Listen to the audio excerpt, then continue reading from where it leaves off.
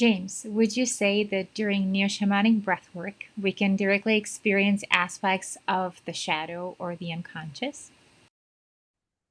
Well, yes, certainly. And I would start by just going back to an earlier definition that I talked about. The shadow could be anything in the unconscious. And so breathwork is a direct experience of the unconscious, but you also have the conscious present, which is something very, very rare in one sense. I mean, we spend a lot of our life unconscious. If you think about it, our consciousness is only in sort of blocks of time. Most of us can only manage about 12 hours of consciousness in a day, and then we have to go to sleep. And the definition of sleep is we're not conscious. The ego is not present.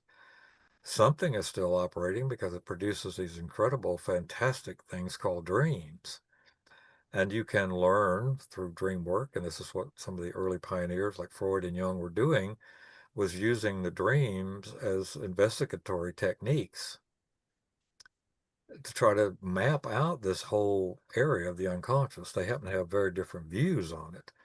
If you look at the Freudian view, his view, I believe, with a little bit of unfairness, but his view is more or less that the unconscious is produced by consciousness, by through the mechanism of repression.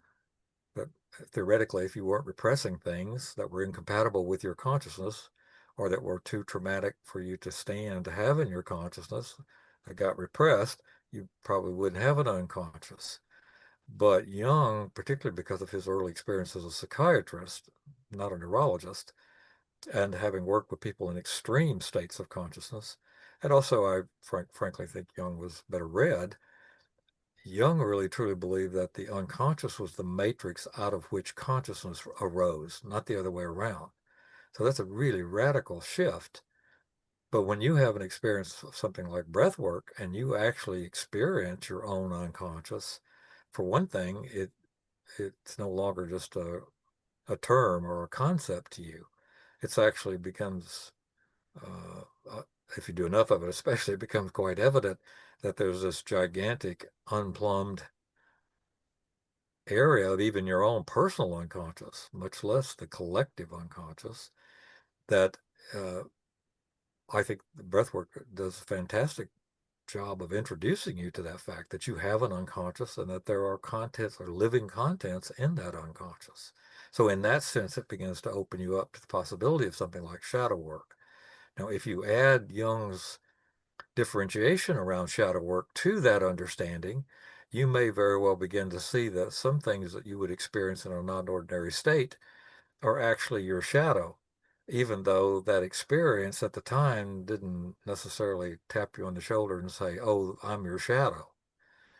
So, for example, if you uh, and you can experience this in dreams as well, but let's say you had an experience, and in the experience, you were in a dangerous part of town, and you were being chased by a motorcycle gang, uh, and they had machetes. They were chasing you, and you were terrified of your life.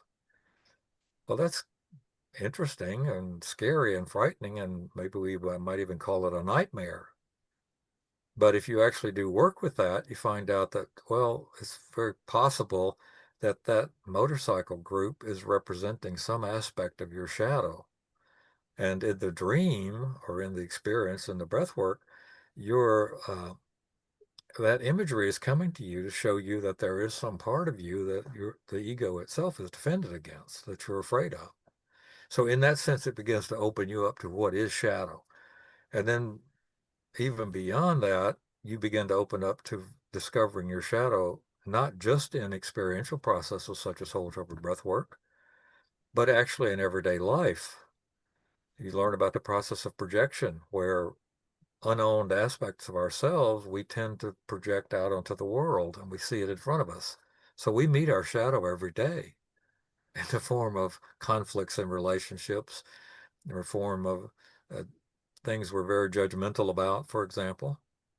And so it's like this doorway opening, but it's not just limited to experiences you're doing during the breath work, but it is certainly one of the major things that help me have a much, much broader view of my own psyche and then the dynamics and structure of the psyche itself.